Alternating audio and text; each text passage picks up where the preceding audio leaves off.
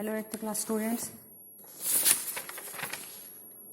है ना। हम लोग कल एट चैप्टर पढ़ रहे थे सेल्स, ओके ना। तो now continue this chapter cell shape and size.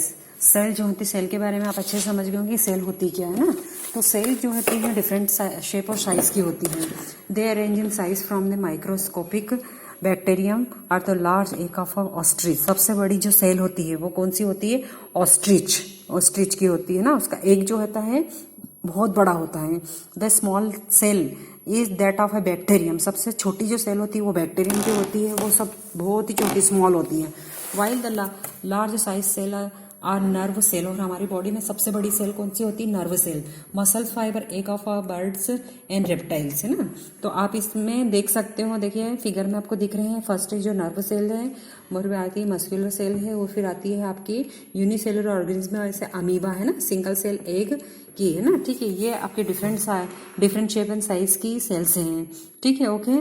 तो जो सेल होती है ये आपको टेबल में भी दिया गया है ना, कि जो आरबीसी है उनकी सेल की साइज क्या होती है, नर्व सेल की साइज क्या होती है, और है ना एल्गी और ऑस्ट्रिच की जो साइज है वो डिफरेंट साइज की होते हैं। ठीक है, जो नर्व सेल्स होती है वो क्या होती है? इंफॉर्मेशन को ट्रांसमिट करती है। मतलब एक जगह से दूसरी जगह पर क्या करती है नर्व सेल?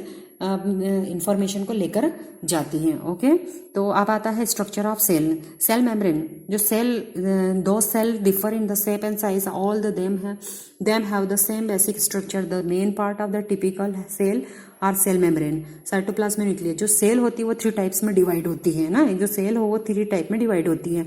फर्स्ट जो होता है उसका सेल मेम्ब्रेन होती है, सेकंड जो होती है साइटोप्लाज्म होता है, और थर्ड होता है उसमें न्यूक्लियस होता है। सबसे पहले हम पढ़ेंगे सेल मेम्ब्रेन। सेल मेम्ब्रेन मतलब उसकी आउटर स्पेस। ठीक है, the cell membrane also called the plasma membrane. उसको हम प्लाज्मा मेम्ब्रेन भी बोल सकते हैं। It is the outermost covering of the cell. It perform the following function. तो इनके फंक्शंस क्या होते हैं? फर्स्ट जो है तो क्या है, देखो, it gives shape to the cell and also protect the inner, है ना, inner content of the cell. सबसे पहले जो सेल मेम्ब्रेन है वो क्या करती है? जो अंदर की चीजें हैं उनको क्या करती है? प्रोटेक्शन देती है ना।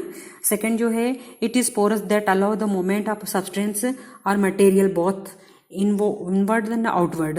क्या होता है कि ये पोरस होती है, पोरस माने इसमें छेद होते हैं, है ना। तो ये मटेरियल को अंदर और बाहर आसानी से आने जाने दे सकती है।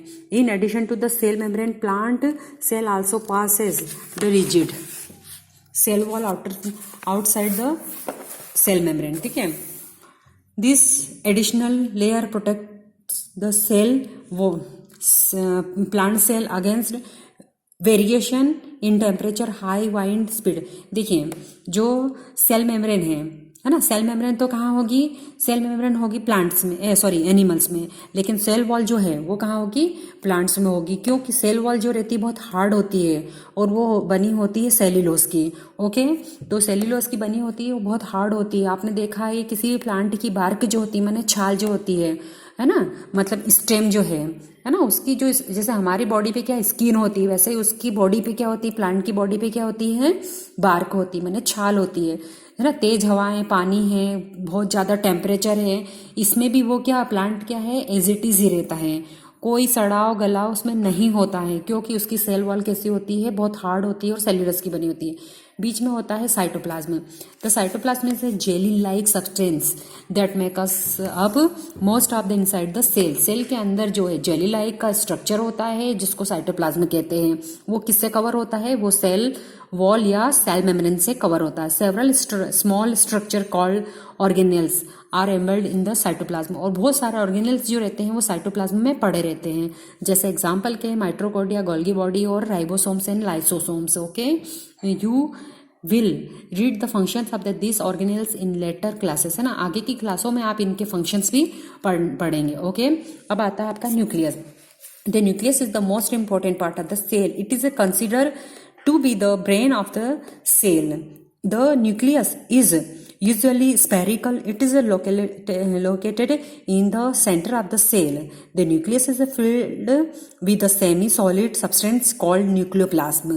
It separated from the cytoplasm by the thin membrane called the nuclear membrane. क्या होता है कि ये जो न्यूक्लियस है वो बीच में होता है सेल के, और ये स्फेरिकल साइज का होता है, और बीच में होने के कारण ये क्या होता है, आसपास से साइटोप्लाज्म से घिरा होता है, ठीक है। और जो इसमें सेमी सॉलिड सब्सटेंस होते हैं उनको बोलते हैं न्यूक्लियोप्लाज्म, ठीक है।